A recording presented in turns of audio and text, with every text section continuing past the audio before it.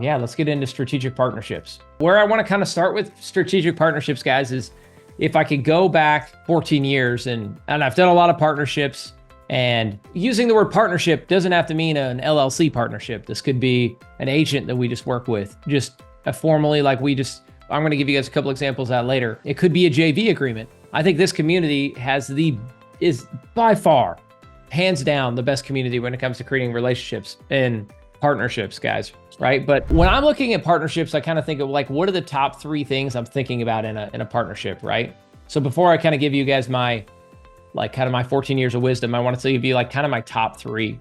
Okay, so number 1 is experience, right? What experience do they bring? If they bring experience in a different area that I don't have experience in, could be a great partnership, right? There's often people that have helped me that know, like, I mean, I'm going to get to this in number 3, but like often agents that know, or somebody who knows a different area, right? You guys might know Palm Beach, Florida right now way better than I do. And if it helps me get into that market because you have that experience, then that's a great way to do it. And if you guys are students thinking about this, that's why we JV with a lot of people, right? So I think number 1, when you're thinking about it, you got to think about experience, right?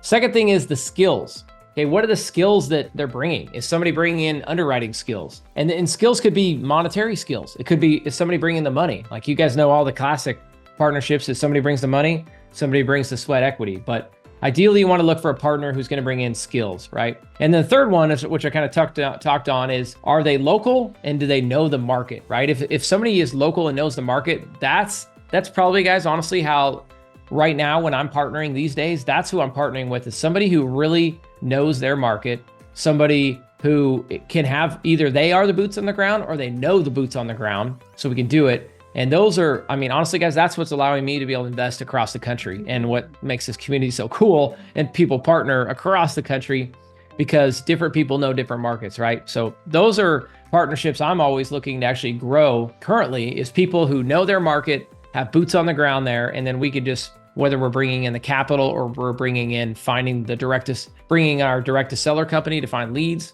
or whatever it might be. Anyway, those are kind of like the top 3 that I think about in partnerships. And then the only other advice I like to think about is some people, when you start a partnership, they want to have everything perfectly documented, everything laid out. I mean, if I'm talking, my brother's an attorney. So if I'm talking to my brother, I remember this conversation when I first created my first LLC and I'm like, can I just go get a template offline? And it was before ChatGPT, but I'm like, can I just go get a template and start my operating agreement? And he's like, no, you got to have all these things thought about. And when I've created new partnerships, like you got to think about this, this, and this, and you got to think about every if then what happens. That's great. And in a perfect world, that's what we should always do. But I want to encourage people, like, do not just not start a partnership because you're not going to know all the answers, right? So that's why I love JV agreements. And a lot of people do that in this community where you get some sort of framework on paper. And it could just be some bullet points in Microsoft. I mean, guys, it could be this simple. You could open a Microsoft Google Doc or Microsoft Word, write out 5 bullet points. This is what we're going to do. This is what I'm going to do. This is what my partner's going to do.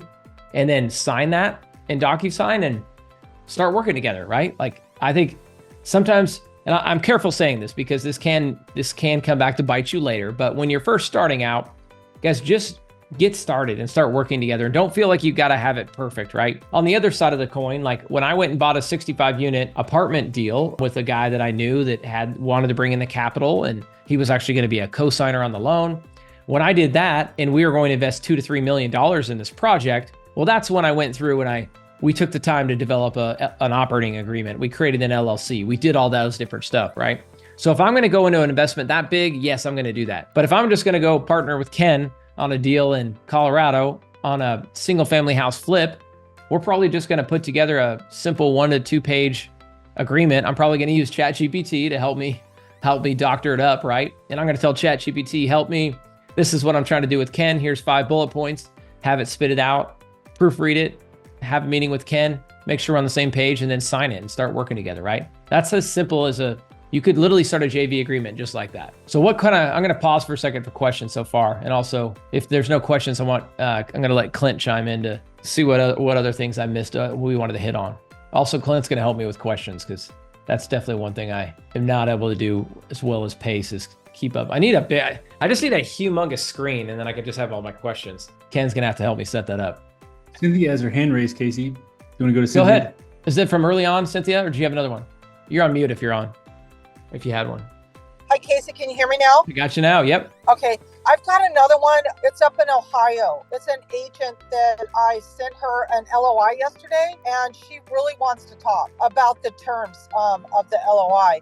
I can email you over the LOI to look at, and I can get the agent on the phone. Sweet. It's a single family. It's a single family, and she just wants to have the terms, she wants to understand the creative process that we do a little bit better. Okay. Yeah, I'd love to. If you want to, you said you are able to forward it to me, or you already did? No, I haven't, but I will right now if you want to. And then perfect. We can get, what are you going to get on the call in a little while with her, or are you doing it now? Yeah, let's do it in a little while. If you don't mind, see if she's available in the next 30 minutes, but that could be our first one if you want. Okay. All right. Yeah, I will get her. I'll get that set up while you're doing your thing right now. Perfect. Okay. Thank you. Let's do that. Okay, great. And I love it. Man, you guys can always interrupt me to bring a deal to call. That's what this is all about. So awesome, Cynthia. I appreciate it. Cool. Any other thoughts on partnerships, guys? Or maybe you're like, man, what do I do? Like, I want to do a partnership, but I'm not sure if I should, or like, who should I be partnering with? Any of those kind of questions? Yeah, Casey, are you there still? Yep. I do want to know the contract for partnerships, because I was talking with another guy about a mobile home park, and he said, well, I've never done a partnership before. And I said, yeah, I haven't either. So yeah, we don't know really how to do the partnerships. And I've asked I asked another lady yesterday that I'm working with my LOIs about, she said, find me a deal in Indiana, 2 million. I need to make sure I find a 2 million deal so I don't have to pay taxes. So I texted her back, and I'm like, okay, well, let's get a contract in place. What's my role going to be in this? So I didn't hear back from her. The question kind of just got ignored. And so is it really something that we need to do before the deal? Am I jumping too fast? Is that why I'm not getting good responses on, okay, yeah, here's what we're going to do? Do I have to wait till I find the deal for people to talk about the partnership? Yeah, the chicken or the egg question. Or chicken before the egg. Yeah, great. Right. It can be done. I've seen it done both ways. I'll tell you this. When it comes to raising money, it's a lot easier for me to raise money for a deal when I've got a deal and have a contract. So, those are partners too, right? Those are my private money lender partners, or actually people in my fund that are limited partners. And I could just tell you, it's a lot easier for me to position and pitch it when I have a deal, right? But at the same time, I don't like going out and making a bunch of offers if I don't know I can close them. So it really depends on the person, right? And what they're looking for and your relationship with them. Okay, so everybody's going to be different. What you're saying is we usually don't write the contract until we have a deal. Yeah. And we're looking for partners. Yes, I would agree with that. That's where you can have a framework. Again, and even if we keep talking about, Melissa, thanks for sharing that ChatGPT genius thing. Like I would use ChatGPT even to prompt it, be like, hey, this is what I want. This is what I'm thinking. This is what I'm trying to do. And prompt it with ChatGPT, and it can give you some kind of a framework. But yeah, some people might want some sort of framework, but the beauty of it is you can do it exactly however you want to do it, Cynthia. It can be done. And it's really on a kind of it's case by case, and it's really person by person. Okay, I get it. So, and also I got a call yesterday from a guy that wants to partner and use the back of the land to put solar panels on. He wants to make a smart city. He called me, he was over in Israel, he said, and he wants to take the back part of the land and solar. He also said he can install something that deals with trash and turns it into green energy. I didn't quite understand what he was saying, but he wants to send me an EMD, and he's willing to do the gap funding on that. That's a partnership too, right? That I would do. And if I were to partner with him on something like that, is that something I should have someone look at before I jump in and make that kind of decision? Yeah. Is it complicated, or is that easy? If someone says, I want to partner with you and just build some, because a lot of times in mobile home parks and RV parks, there's land left over, and the brokers are always advertise it. They go, oh, you can go do this, that, the other land. So now someone's calling me saying, well, I want to partner with you, and I want to put a solar panel farm thing on the back of your land, and I'll see you over MD. And so is that real simple? Will that be an easy deal, or is that complicated? Yeah, that one's hard for me to answer. If you just going from experience, if you carve out the land, yeah, that would be the cleanest. But yeah, it can be done. Long story short, it can be done. And that's where at some point along the way, guys, you sometimes do want to consultant attorney. You always do, but at some point, yeah, you always just got to find that line. Like, at what point I bring in my attorney in to double check all this? And that's really, it depends on everybody else's risk tolerance, right? Right. I'm not very, I don't know enough to be risky. I don't know enough to say no. Does that make sense? I would say yes. I mean, because they always say all the good things that happen, but I don't have the experience to know the bad things that can come out from that. So deals that, partnering with people seems real easy to me. Yeah, I'd love to, we could talk some one-off, Cynthia, but I think, yeah, you're making connections and you're finding opportunities. So it's just going to be maybe this kind of tees me up well, Cynthia, right? So here's the devil's advocate is if you do get into a partnership, okay, yeah, I'm going to give you guys this. I was going to save this, but I think it's perfect for now. Be careful, especially when you get into like a formal LLC partnership, about who you're partnering with, right? So I've also I'll never forget this advice I was given by one of my mentors. He said, don't create a partnership, like a formal like LLC partnership, unless whoever you're partnering with is doing something you cannot possibly do without them. Like if you have another way to do it, unfortunately, guys, the sad part of it is most partnerships, they all end at some point, right? And a lot of times they end a lot sooner as people grow. And I'm part of a mastermind, for example, Collective Genius, and I've seen other places. It's almost, they say this, the guys that have been doing this for years, they see kind of the young people that come in and they got the operator and then the COO and the visionary or whatever the two kind of partners are. And they almost always grow apart. So I definitely caution you, if you're going to go formally into a partnership and create an LLC, like you better know this person really well. This advice was given to me and I think it's held true, is unless that person does something that I can and unable to capably do, and they're just such a rock star at it, like I'm just telling you, because here's been my experience. I've had partnerships and you really don't know till you get into it as far as how much, like, okay, where I've struggled two different ones. So I had one partnership where I had a partner that good friend of mine, still love the guy to this day, great guy, right? But he didn't have the same kind of push and drive that I did. And we initially structured our partnership as 50-50. And that became very problematic as we started to go, because I was going, you guys probably know me by now, I'm going 100 miles an hour and I'm trying to build multiple integrated companies and do content and build a brand and raise money and do all these things. And my 50-50 partner was nowhere close to matching my pace. No. So then that becomes a very difficult conversation when you got to go talk to your partner, because they think what they're doing is bringing value, and then you guys just have that disagreement, right? So that was one that I wish, and this was like 7-8 years ago, so I didn't know what I know now. So that's one piece of advice I would definitely give you guys is if you're going to go into the partnership, be cautious when you're creating the LLC and create it with flexibilities, because you guys are going to grow. I keep giving the easy template one of like a 50-50 between two people. What I try to do is always create outs, right? So when I did my last partnership with my partner, who we did those 63 units over $2 to $3 million, is we made sure we had some exits, right? Because I want to have clear off ramps to where, hey, who knows how this is going to go, but we feel strong enough. And I felt like with this partner who was going to go invest over $1 million, this was a very beneficial partnership that I had. And at that point in my private money raising, I was probably not going to be able to take down this deal without this partner. So back to the point of, could I do this without them? No, I couldn't. But when I set up that partnership, I made sure that after like 2 years, we have kind of a scenario where after 2 years, if things aren't going how we both like, we've got an opportunity to divest and be able to get away from the partnership and go our separate ways. So that's one thing I always recommend. And then the second one, guys, is the time commitment. So if you guys hear anything about partnerships, listen to this, and you haven't done a partnership, you've got to listen to this. And you don't think about it until you're in it. And I didn't think about it until I was in a partnership, and my partner, he lived across the world. He worked in oil and gas, and we met together and when he worked at Shell, and he was across the world working in a different time zone, and great guy, another guy, really, really respect and like, but he had half of his money, or not half, but we had a 50-50 partnership. He had a lot of money invested in this, and he wanted to know what was going on, and he really wanted to understand it. He wasn't, we'll come back to that, but all partners are also not created equal when it comes to communication, right?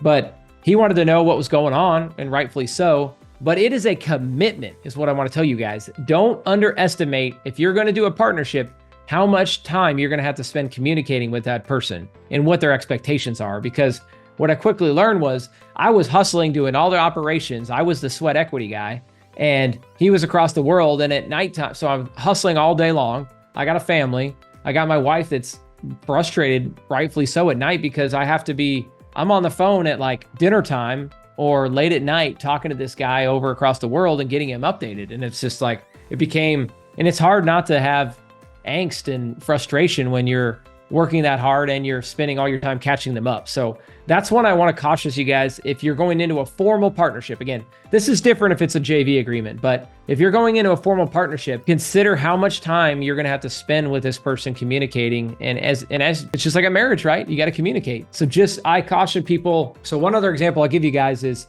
and I'll kind of tell you guys how I love to partner with people, but I love raising money through debt. And when I raise money through debt, it's very simple because I pay them a fixed interest rate. We have clear times when I'm going to pay them back, or we can have some flexibility in that, right? Depending on how it's structured. But I like setting up debt deals because they have clear and fixed ends, and the investor knows what they're going to get. I know what I got to pay them, and then I get to keep the upside. So I really like those. But if I'm doing equity deals, I have people reach out all the time. They're like, hey, let's do a 50-50 on a rental property or whatever it looks like, a partnership on buy and holds. And guys, buy and holds can be very messy, not only in terms of time, in terms of tax returns, all that. There's a lot to it if you're doing buy and holds and you're doing partnerships. So I'm very strategic in, if I'm going to partner with somebody on a buy and hold, I'm going to make sure there's one clear person that's doing the tax. If I'm going to partner on an equity deal that I'm holding as a buy and hold, it's either going to be so big, like I said with my partner, that we created a partnership, or I'm going to use my LLC and then I'm going to try to structure it to where like all the taxes, everything is done in my LLC. And then we create more of like a JV agreement to where like a profit share, if you guys will, right? But I don't often want to go, as you guys can see where I'm going here. There's a lot of work if you're doing a buy and hold. So anyway, I'm just cautious to do those. If it's a buy and hold,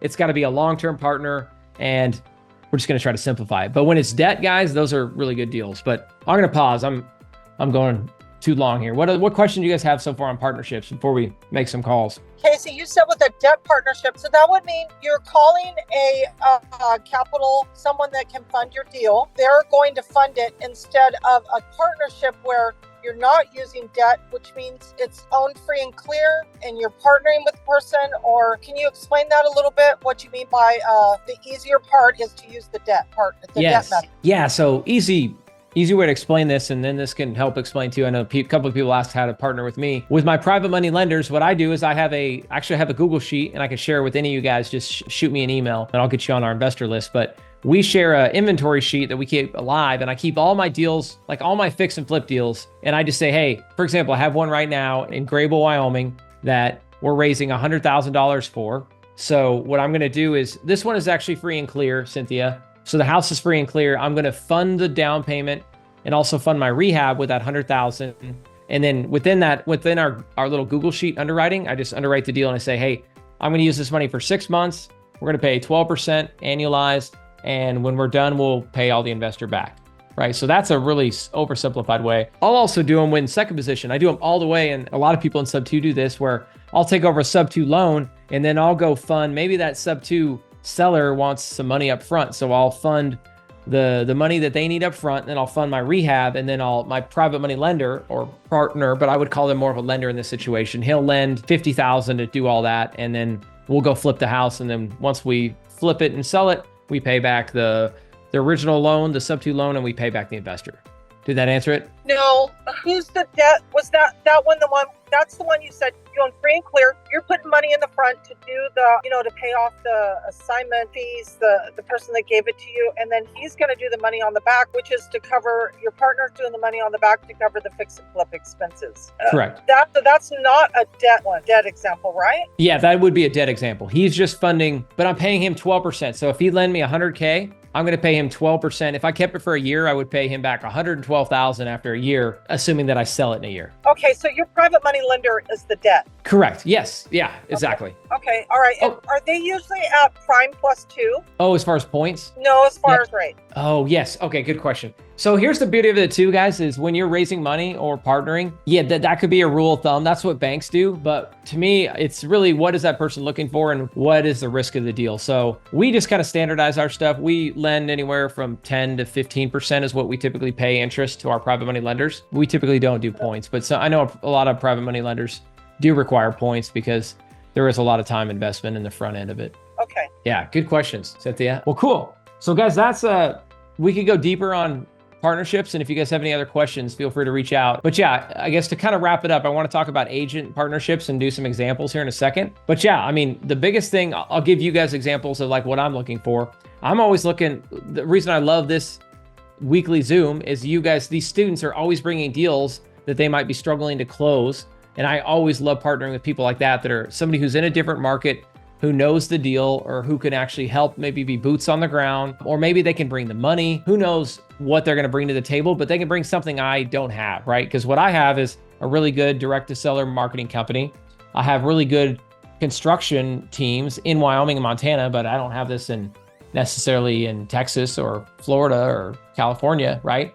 But when students are able to bring that to the table, or they're able to bring in, like I say, capital, or they're able to just bring in a deal, right? I'm not doing marketing actively in Florida or Georgia. We do a bunch in Wyoming, Montana, and South Dakota. So if somebody else is finding a deal and they can bring it, and I can help close it. As you guys know, my name up there is a closer, so I love helping close deals. So those are some main ones. And then as mentioned, I kind of talked about the lending. If you guys, I did want to share this one, guys. And here's a good example of a documenting and how to structure a kind of a partnership, if you will. We just call it a JV agreement. So I've done this with several students in sub 2 that they're called connectors, right? So if you guys have been in sub 2, you've probably heard of a connector, but when I first heard connector, I didn't quite know how does that even work or how's it structured, but it's really cool. And this is actually a deal I just did this week with a connector. So this sub 2 student, he is always talking to people who have capital and want to invest in real estate. And they know that, hey, I can invest in real estate. I get a good return backed by property, right? So he does all that. He does all the networking, but then me and him have a relationship to where guys, this is so cool. So this was actually Wednesday night. I just got done with my son's scrimmage and this sub 2 student brings him in. I'll tell you his name is Colin. So Colin brings me, he's like, Casey, I got this guy. He's interested in investing. So we hop on a call, but Colin has already like prepped this investor, and me and Colin knows my business. I've shared a lot of credibility and a lot of different things for him. So he's properly vetted me, and he has all the documents to go share with these other investors. So what he does is he gets me on a call with the investor, and then I hop on there, guys, for like 30 minutes. And by the end of the call, like this guy is wiring funds. This was on Wednesday. We're closing a deal. We were hoping to close today. It's probably going to actually close beginning of next week, but we're closing a deal within a week and funding $100,000 on a private money deal just from a connector that brought it to me. So it's a really cool, I love it because I raise a lot of money, and that's a long game, but we're always, at the moment, we still have more deals and capital. So I love that he's able to bring in somebody and that person's ready to go. So it's such a cool way to do it. And the reason I'm bringing this up, guys, other than I get excited about it because it's really helped me grow my business. But the second thing is, how do I structure it with that connector? So what we do is it's a simple JV agreement by both sides sign it. We agree how much, like, what does he get? What do I pay him for bringing me that person? And we do something called like a non-circumvent agreement, to where he doesn't want to just bring me people and then I just keep them. Like, he builds relationships with these people, right? So we have an agreement that I have to do so many deals together with them. That way I can't just go around him, and which if you're doing that, you're not going to last long in this community anyway, but it also protects both sides. So that's just a simple like document. I don't know, maybe it's like 4 or 5 pages. There's lots of templates out there, but anyway, another cool example of being able to partner with somebody to help me raise money to keep funding deals. He's able to get paid. The investor that he's bringing in to help out is like, I'm solving his problem because he's now getting a good return on a self-directed IRA. So anyway, really cool one. Any questions, guys? Hi, Casey. I have a question. Go for it. Can you walk through a deal on the sub 2 lean to position that you were talking about, referring to that, like that you would fund and like rehab and like just relist it? Can you walk through an example, please, if you have a very specific one? And yeah, thank you. Yeah, absolutely. Actually, I can do this. You guys want to see the underwriting really quick, my Google sheet? I'll do this quickly. That's the beauty of this Zoom, is we can go wherever it helps you guys. So that's a great question. Let me share my screen real quick here, and I can walk you. I got a perfect example for you. And guys, I can help share this. I'll share this Google sheet with you guys afterward. I'm happy to go share it in. Well, send me a message, but also go check out I'll be sure and post it in the sub 2 group. So look out for it. Got it down here. Everybody see this is just some big spreadsheet with a bunch of stuff going on in here. Yes. Everybody got it? Okay. So this is what I call our private money lending inventory. So looking at a couple deals here, this is the one in Grable I was just telling you guys about that I just brought in the private money lender. This was a free and clear one, which I explained, but I think your question is more around a deal that already has debt on it. So Okay, let's look at, what's the best example? Chamberlain, here's a good one. This is just some things, guys, that I provide my private money lenders. I have a due diligence Google Doc folder where I share the ARV from an agent. I share the title report, all the like kind of necessary documents that a lender would want to see. I'll share my purchase contract. I'll also share my scope, right? This one is a $75,000 rehab. So I share, hey, what are we doing with that $75,000? Right? So I'm going to get to your question here in a second, but through this illustration, but I basically say, hey, how long is it? It's 3 to 6 months. What are we doing? It's a fix and flip. As you saw, there's links. I see your links to the photos back here. This one, we're paying 12%. It was a $75,000 investment. But here's where, let's get into what you're asking. The existing loan is, here's the mortgage payment. I always say, hey, what current loans are in place? So on this one, there is a current sub-2 loan that we're assuming, right? So that current sub-2 loan is, the balance is $128,000, right? So I'm going to go borrow $75,000 here, right? So one very important number that you guys, if you're going to lend money or if you're going to borrow money, is what is the total debt on the property?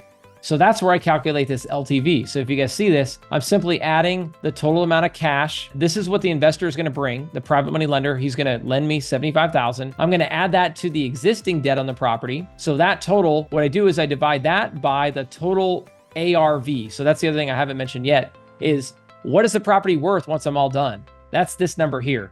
And this number, as I mentioned, is verified by a real estate agent, like a third-party person. I don't do a full appraisal, you guys can, but typically you can get like a CMA, save you a little bit of money there. So anyway, you guys see that? So that's how I get this LTV. And so what I tell my investor is, hey, there's still 30% cushion even after we pay back the first position loan, which is the existing one, and we pay back your second position loan, which that might have been part of your question, is how do you secure them? Well, I secure them with a second mortgage on the property. It's recorded at the county, and then we sign a promissory note. But yeah, all the total debt with all that on this deal was 70.98%. So my goal is to keep my LTV under 70%, which, as you see, most of our deals are like that. I have a follow-up question on that. Thank you for the split. When you were about to raise the private money lender requires a purchase price. What was that for this fund before ARV? Like he gives you money, right? Like the money that is based 75,000 off, or like the valuation that is based for 75,000 off. This is the question. Yeah, I think you're just kind of like, so this deal was, you know what, guys, on this deal, I took over their loan subject to and didn't give them any money. I'm actually going to pay the seller when I go to sell it. I do a ton of deals like this where, I mean, this house needs over $75,000 worth of work. So, or maybe, it's somewhere around 75K. This lady doesn't have that money. And if she sells it now, she's going to have to fire sell it, or either way, she's going to take a big discount. So what I did is I bought this house, literally the purchase price, to answer your question, was like $128,000. And then I'm going to go put $75,000 in renovations. And that's what helps me get up to the ARV value. Does that answer your question? Yes, please. Can you show what is the lien position 1 value now? Lien position 1 is $128,000 right here. So you did the purchase price on straight out of the lien position, whatever it was. Yes, exactly. Yep. This was a straight up sub-2 deal where when I purchased it, I didn't give the seller any money. We're actually going to pay them on the back end a little piece of the profit, of the flip profit, which is a whole nother Zoom we could dive into someday. We do a ton of these deals, guys, because I like it because it's a win-win, because the seller, they actually make a little bit of money on the back end, which they probably would not have made if they had just sold it for cash. So it's a pretty good deal. And it helps us because I don't have to go fund $128,000. And maybe that's what you're getting at. Like, well, what about who funded the 128? Well, yeah, it's a 3.5% loan, and I just take over the payments. Thank you. Yeah, you're welcome. Good question. What other questions before we talk about strategic agent partnerships? Jason, the team has been answering in the chat, but Damien had a good one on how does the connector make the money? So they've been answering it, but maybe you can give your perspective on it as well. Yeah.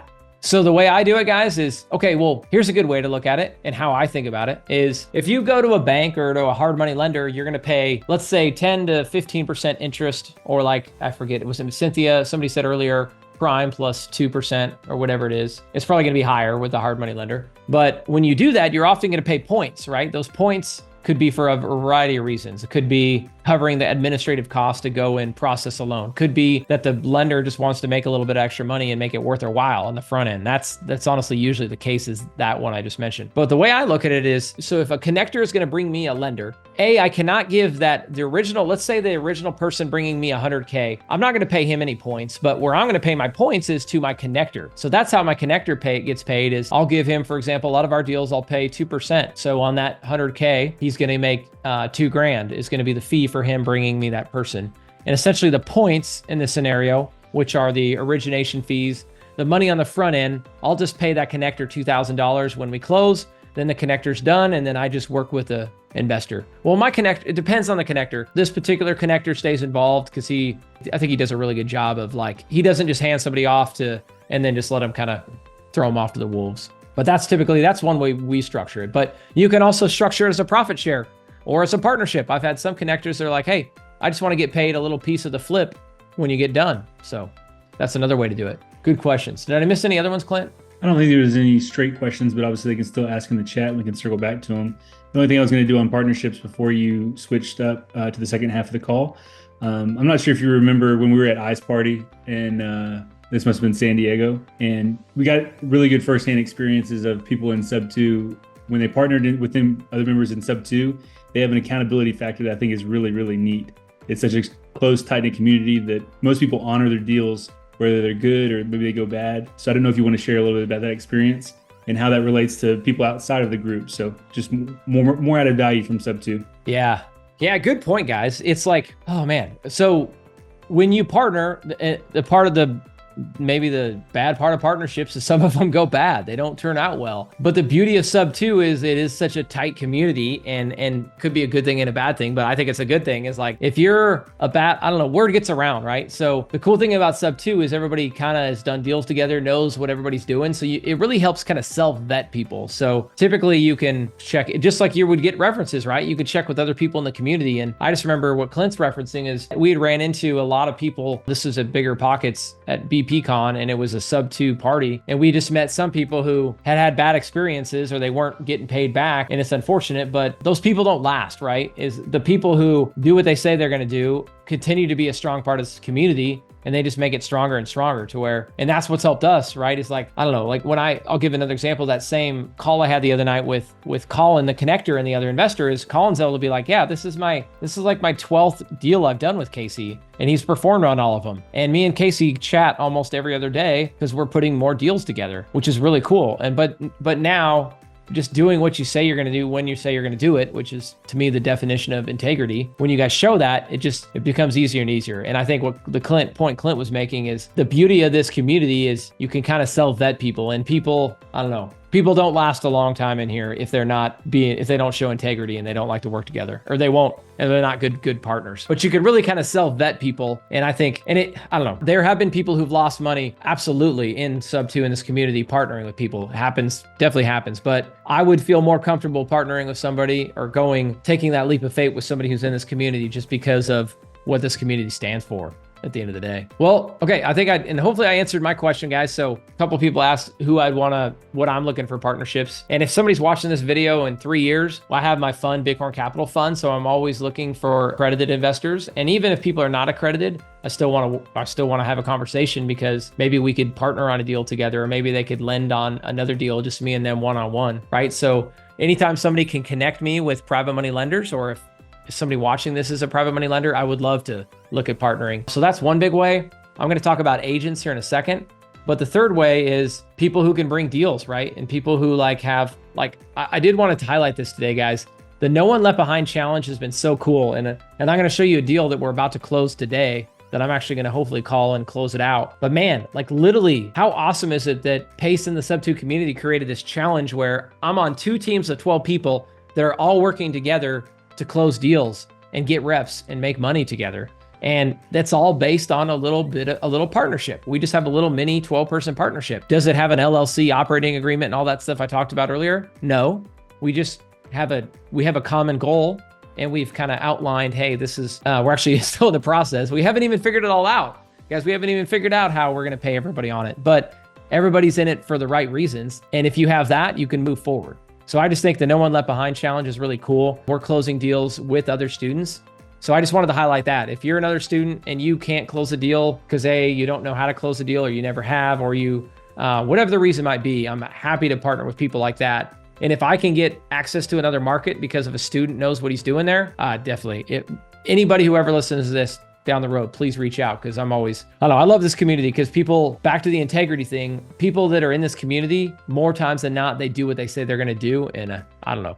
That's half the battle, right? Is picking the right partners. Okay, who's ready to talk about agent and give an agent a call and talk about agent partnerships.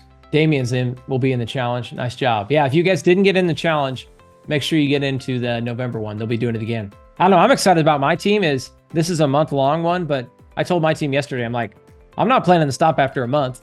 I just might get to go have even one more team or maybe two more teams, but this team is going to keep going and keep closing deals, because a lot of times deals don't get closed in 30 days. It takes longer. Okay, so let's talk about agent relationships. And where this kind of started, guys, is you might be asking, I didn't share this, and if you're new to the Zoom, I live here, I'm sitting here today in Houston, Texas. My portfolio of like 250 units is all up in Wyoming and Montana and some stuff in South Dakota, right? I'm sitting in Houston. So you're probably like, how in the heck is Casey have that many units? How does he manage them all? How does he go direct to seller in those markets? Like who goes on the appointment? Who goes and gets him a rehab budget? Who actually, when it's like an older lady that doesn't know how to use DocuSign, who actually goes and gets the thing signed? Right? It's not me. It's not me here in Houston. The answer is agents, guys. We've created all these cool agent relationships. And guys, I want to back up a little bit to try to give you guys perspective how I did the first one, right? Because if I fast forward, I now have this YouTube video. I'm actually going to bump you guys here in the thread. So if you guys check out,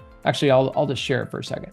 We'll kind of fast forward to once you start creating these agent relationships, this is what it allows you to do, right? So this is a quick, you probably won't be able to hear the sound, but that's okay. So I created this thing on YouTube. Can you give us the link? Yes, I'll drop it in the link too. Can you guys see it? Yeah, we can see. Market and buy, flip, sell across the state of Wyoming. But to do that, we'll be in multiple towns. We depend on partnerships and working with.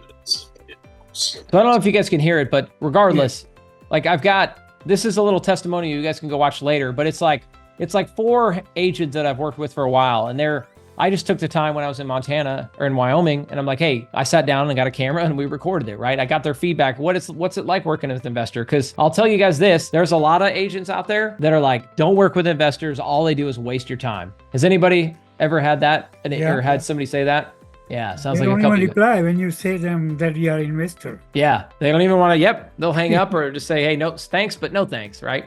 Sure. And I've had that too, guys, but I'll kind of show you like how it started, right? So the first one, I believe his name, it was Pat up in Cheyenne. So fortunately I had a relationship with Pat, or not, I didn't know him super well. He was a good friend of my brother's in college, or at least they knew each other and I knew who he was, and he was an engineer and I kind of met with him. But anyway, it started off with a phone call and we just kind of shared our goals. And I just said, hey, at the time I'm like, I want to do more property management. I'm not a broker. And I was kind of talking to him about that. But what it turned into was I had a direct to seller company. I was closing deals a lot. He was an agent looking to get more listings. And we created this kind of cool win-win where now, and this is how I frame it up with all of our agents. These agents, when I get a deal, let me just show you guys my structure a little bit, kind of bottom up, right? So I have cold callers and texters that are finding leads. And I have a lot of also inbound, like Google pay-per-click, radio ads, website, all these other leads that come in, right? But once the leads get worked up, it goes to my lead manager. My lead manager then goes to my acquisitions person. And that person, she vets them, she builds rapport and figures out if it's a deal. If it's a deal, or even if it's not a deal and she's not sure, we push it to our agent. So for example, the guy that I mentioned at the beginning, I would send him to go look at the property and then say, hey, Pat, here's a deal. I want you to go look at it. I want you to go meet the seller. I want you to be able to get photos, give me a rough estimate on the rehab, and then go pull comps. Right, guys? My underwriting, I don't have to go spend a ton of time underwriting because these agents do it for me. And I don't know the ins and outs of every single market that I invest in, but I have agents that I trust that know those markets. Because as you guys know, one neighborhood to the other, you cross one street, it could be a completely different ARV. So that's where I rely on the agents to give it to me, right? So, but what's in it for them? You're probably like, well, why would that guy go out to all these properties for you and spend all that time doing that? Because it's taking time and knowing that they might not always get paid. Again, I'm just upfront with the agents and I say, guys, there's going to be a bunch of deals where nothing happens and it's going to be frustrating, right? But at the same time, I give them, anytime I flip a property, I'm not an agent, so I let them list my flip. So they like that. There's a lot of deals that they don't make any sense for me to wholesale or fix and flip. They just want retail and they want to list it and they want an agent. Well, I'm not an agent, so I give them that referral. And the other thing is just exposure, right? They're getting more listings. They're getting to go get reps, just like you guys as students, right? They just want more reps and I'm giving them that opportunity. But those are kind of the main ones they like. And you know what? The third one is I try to find investments. Okay, here's a cool tip for you guys. Find agents who are investors themselves. because what I did on that first partnership I told you about was he was looking for deals and he wasn't spending all the money I was spending on marketing to go find off-market deals. So he loved it because guess who was the first one to, guess who bought probably 50%, I bet, of our first 10 deals we wholesaled? Guess who bought 50% of them? It was that agent, right? He was the one looking at it first. He knew the numbers. We could quickly agree. Like I would always say, hey, Pat, you get first dibs. If you like it, before I send it out to all my cash buyers, you can take it. So a lot of really cool built-in ways that these agents, they're incentivized to do work, to go out there and look at properties for us. And now I significantly reduce my overhead. Because guys, I'm in a lot of masterminds where they have these huge sales teams and huge acquisition guys. They talk about like how many appointments can their sales guy go on a day?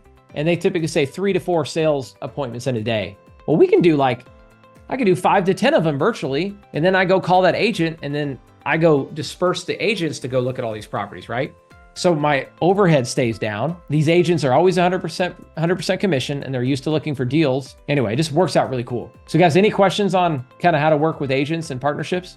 If not, I'm going to give you guys a call and kind of show you how I navigate it. Because the tricky part, guys, is, so that's kind of how you build a foundation, right? But now let's think about how do you actually get that agent on board with it?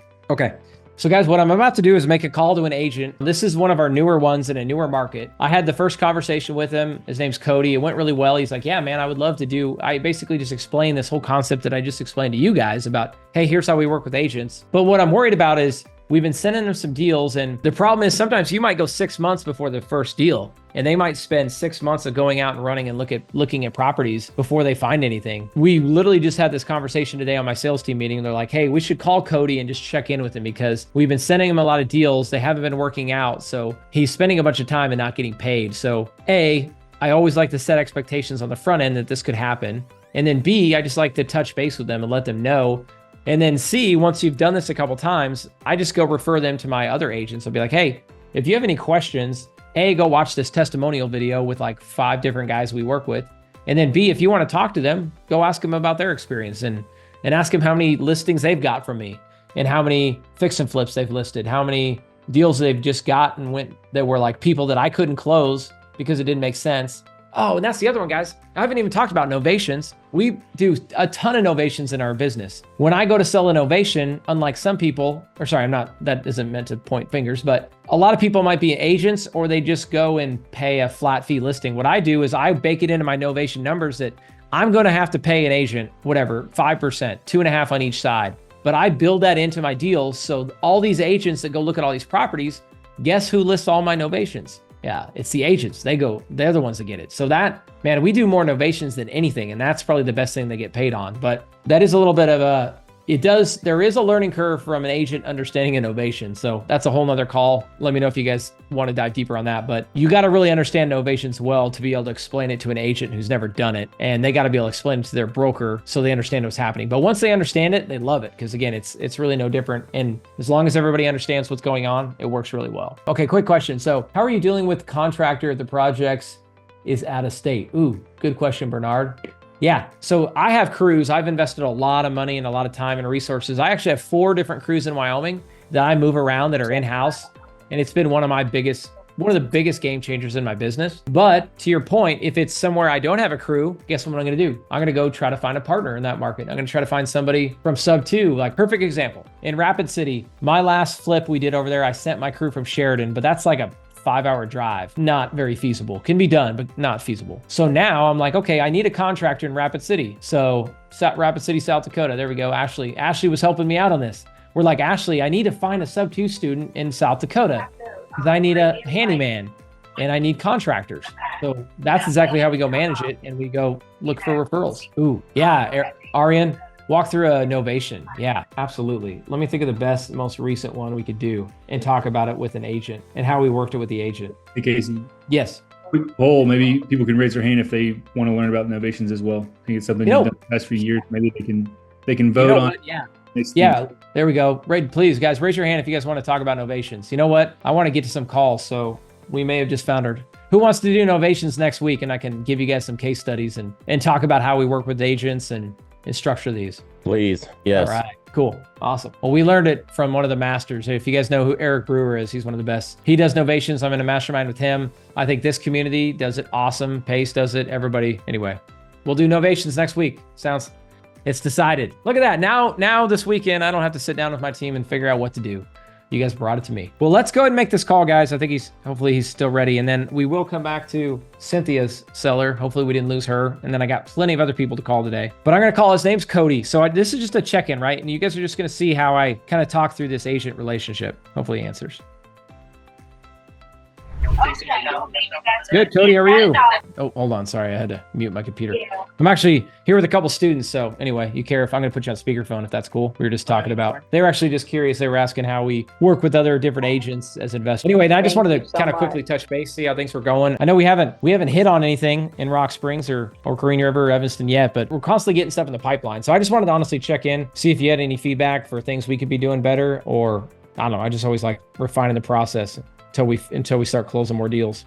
But any feedback so far? No, I think, for the ones in Evanston, the biggest thing is just trying to contact the lead, get in touch with them pretty quickly. Okay. Which I think we've done. And then, it's harder for me to get to Green River Rock Springs, but we've got an agent in our office that, usually goes over there. Seems like once a week or once every other week. So those ones, if it's if it's outside of Evanston, then it might take a little bit longer, but we still reach out to them pretty quickly. So no, I think everything's going good, and yeah, at least there's a lot of things in the pipeline. Cool. Awesome. Well, that's great. Yeah. Saying something about a spreadsheet. I haven't seen anything. Okay. I'll bump her on that. I know she was just honestly, yeah, we've had a lot of stuff coming in, and I don't know, I think timing wise with you guys, I don't think we've had any issues. I think just some of our agents we send stuff to, and then we're following up. So we started making these spreadsheets to keep track of them. And honestly, like for example, in Casper, we've got enough deal flow where like we've got like 10 different deals that are different stages. So it's just an easy way. Sounds like you're good with, provided we send it to you, you're happy to work off that. Yeah, no, I think that's fine. And then, yeah, and the spreadsheets would be nice. And then, obviously with the strategy, then we'll contact them, but then as far as the, long drip system, we'll just kind of let you guys handle everything on that end. Okay, perfect. Is what I'm assuming, right? Yep. No, that sounds good. Okay. And wanted to ask you, so we had like a couple of things to, bounce off you. And if we're probably just running these ourselves without utilizing you, but if you feel like it's worth your time, we absolutely would. So for example, I've got a trailer. The only problem is, or it's a mobile home, but it doesn't come with the land, but we got it for like next to nothing. And I think the ARV is only like between 20 to 40,000. I mean, are those ones that are worth you looking at, or do you think we should just try to sell those like on like Facebook Marketplace? I mean, if you want to do those yourself, that's fine. Or we can pass them off. I'll do, some mobile homes every once in a while. Okay. But, usually the price point, it doesn't make the most sense with how busy we are. Okay, cool. Yeah, I mainly just wanted to touch base and see if those ones, well, we'll send them to you, but I guess. If it's something that, like I've got one now, and for a mobile home, it's a double wide, but it's pretty nice, but we're like 83 under contract. So, if it's something where it's, maybe a little bit bigger or newer, yeah. But if you're like sub 50, then it probably just makes sense. Just do it yourself. Got it. Okay. Sweet. Well, we'll just send them. And yeah, as you know, you won't hurt our feelings if you're like, hey, no, thanks, but no thanks on that one. Just let us know on that. And then, the only other thing is we get some of these properties that like I own that I'm trying to do rent to owns. For example, I got one in Rock Springs. I don't know if you just sent it to you, but there's really not a whole lot of margin to pay both sides of an agent. So what we typically do on those is we'll just use our in-house team, and we'll just use Zillow or for sale by owner, and we'll do like Facebook. But I don't know. That would be an option down the road because here's the thing. I can also pay like a flat fee listing service. I don't like doing it, but it's like $150 and it puts it on the MLS. But sometimes I'll do that if it's, if there's just not enough margin to pay 5%. But I'll tell you this, I have a guy in Laramie. He just is like, hey man, I don't mind. I get a little bit more exposure to my brokerage. And then he also likes it because his agents, they get to see the deal, and and I always pay a buyer's agent fee, but there's not enough room to do a seller's. Should we just do that on our own as well? Or I don't know if you got any feedback. Well, we can kind of take it on a case by case basis, because if it's like a MLS only type of thing, and then usually most of what we do is full service. So if we'll just take it on a case by case basis, but it might make more sense to, we possibly could, but we really don't do much, of like flat entry or any of the discount stuff. Okay. As far as our model. Totally. All right. Sounds good. I just figured I'd bounce it off you. And we would just work it, right? Like it'd just be, I guess I looked at this. It's like I could pay 150, 250 bucks to this flat fee service online, or I could pay somebody local who actually I'd rather them get the money, right? But also, yeah, like I say, I understand if it doesn't fit in your model and it becomes more headache, but we would work them. Go ahead. Yeah, and I'm not saying no for sure, but I mean, we can just take it on a case by case Okay. basis. Sounds good. Okay. Well, if that's the case, we'll probably put them in front of you and you just tell us yes or no. Yeah, no, shoot those over, and then if it works out, great. And then if not, and if it's something you guys do yourself, I mean, that's fine too. Okay, cool. Well, that's it. Is there anything else you guys need from us? No, that was about it. I just wanted to touch base and I always like, I don't know, I've just had, going from experience, we've now got good agents in most of our cities in Wyoming we invest in. They've been really good relationships, but I've had some that I felt bad where like, there was a little bit of a lag before we got deals and they went and looked at 10, 15 deals and none of them were monetized and they kind of got burned out. So I wanted to check in on that, making sure we weren't hitting that threshold. Oh, nope. I think that's just fine. And I mean, we get tons of leads every day. So I get it, some are ready now, some take longer. Yep. So no, that's fine. And then if it's something that doesn't make sense, like a little trailer or whatever, I mean, we'll just let you know. Okay, cool.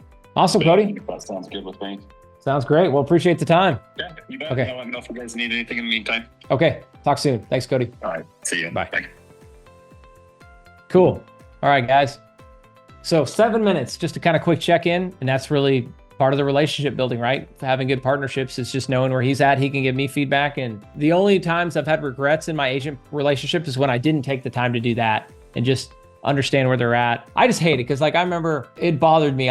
Several years ago, I had an agent who was actually reluctant to work with us. And now he does all of our deals and he's one of our best partners. But he goes, hey, I got some feedback from some other agents and they said you just wasted their time and didn't do any deals. And I'm like, oh man, I don't know. I take that stuff personal and still not sure who it was at this day. But I look back at that. I'm like, man, I thought about all the agents I've worked with. I'm like, did I communicate as well as I could have of the timing and how things were going? And are they good? Are we pushing the envelope too much? Right. But anyway, these agents, most agents are all commissioned and they're fine, but I think it's always worth kind of touching base and seeing where they're at. Awesome. Thanks, Ashley. Agent fee discussion. Explain a little bit more after the call, please.